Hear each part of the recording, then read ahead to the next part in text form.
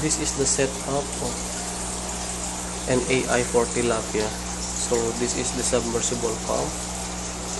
The water goes up here in that tank, and then it comes down here and it goes here.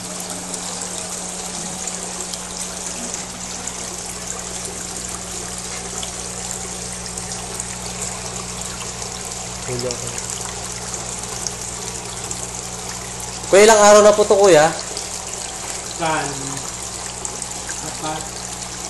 Apat po. Noong pong kinolekta nyo, itlog pa lang po yan. Basta nung nasa bungangan na po, kinuha nyo na po. Pagkalagay nyo po nung tilapia doon sa sa hapa, ilang araw po bago po kayo nakapangolekta? Dito? 7 days? 12. Bago may itlog. Ikaw pa nagtibig sa akin kanina? Ano po? Yung Glen? Hindi po. Ito ba yung Glen? Sa pyramid? Isa na ba lahat?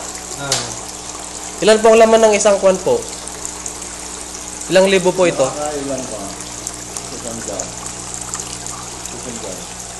Bibing ba?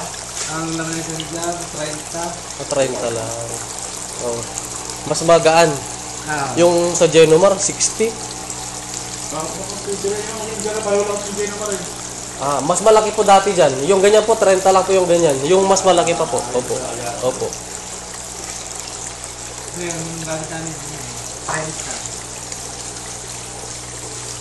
30 lang po. Mas madali ito eh. Wala na kami nito pa dyan. Kalati na niya. May napalakas-lakas lang. Baka bukas ko tayo. First time nyo po? Hindi. Napadal na. Maganda kasi nito, sabay-sabay ang kwan eh. Size. Pare-pareho. So, this is 30,000. 1 foot by... Hindi pa. So, the water goes back here and here. And here. Here. It is filtered here. Goes up here and then it goes down there, and then it again goes up there and it goes down there. So ilang beses po kayo nagpapalit ng filter, kuya? Every setting? Every day. Every day? Every day po kayo nagpapalit ng bato? Hindi. Kaya pagka ayaw ba ito, pagka ubus ng laman nito, tatanggalin. Ibang... Ito, sige, ang araw, ako.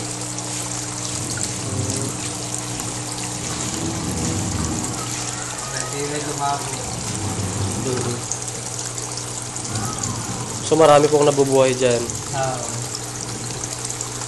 Bali nakakulang nag-itward na naikabba namin.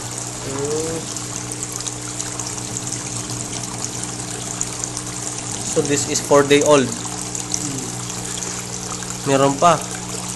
May laman pa ata ng tiyan. Ay, hindi, pwede na. Wala na yan. Ito lang meron. Ito, meron pa to.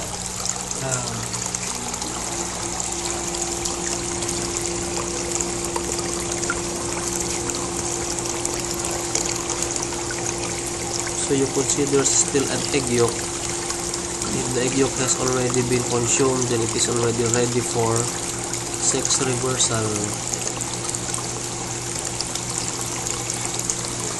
This one egg yolk is longer. It's already consumed.